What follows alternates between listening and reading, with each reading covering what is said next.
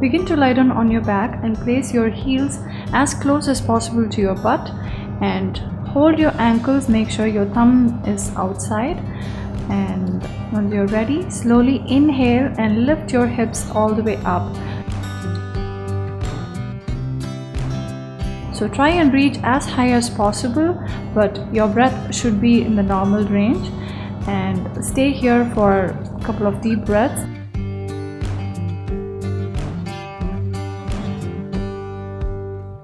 You want to release the posture, exhale, gently put your hips down to the mat and relax in Shavasana.